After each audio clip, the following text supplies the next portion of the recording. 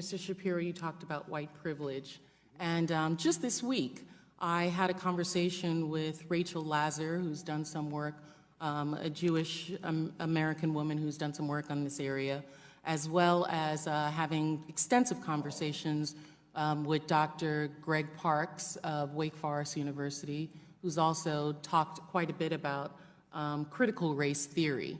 And it's my understanding that white privilege is not telling individuals that they cannot speak, but it is a term for societal privilege that individuals have as a benefit of their white skin.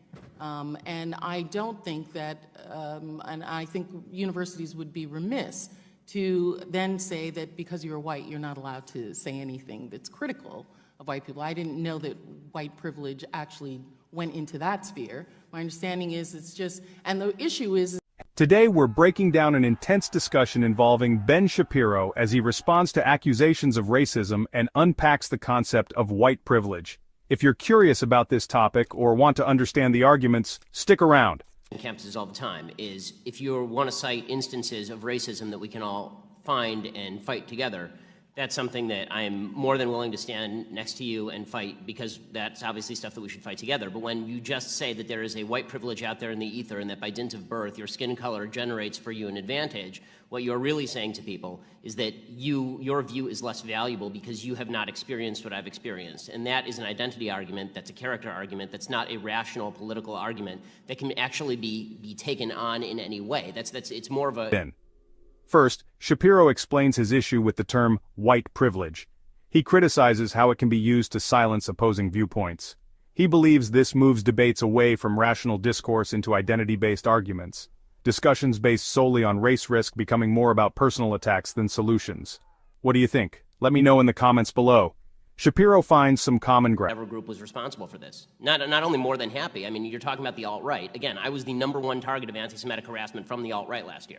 So I'm more than happy to do all that. And I think there's one more distinction that has to be made. When we talk about cases like Taylor's, they're horrific, and the administration is siding with Taylor. Okay, the administration is doing the right thing by Taylor, or trying to do the right thing by Taylor, as they should be. And I think that we need to make a distinction between cases where the administration is actively participating in the suppression of speech and cases in which the administration is trying to do the right thing in order to punish people for application of crime. He stands against clear instances of racism. He calls for action to tackle these injustices. However, he critiques the broad application of terms like white privilege. If you're finding this insightful, hit that subscribe button and join our community. I bring you in-depth analysis every week, so don't miss out. Next, let's talk about a specific incident.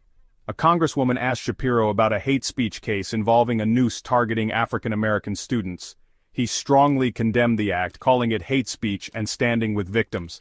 Shapiro referenced his own experiences being harassed by the alt-right to show his stance against bigotry. Finally, while critical of terms like white privilege, Shapiro calls for collaboration. He emphasizes addressing specific cases of racism together. The goal? Real solutions, not just buzzwords or divisive rhetoric.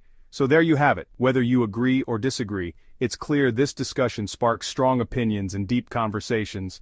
Let me know your thoughts in the comments.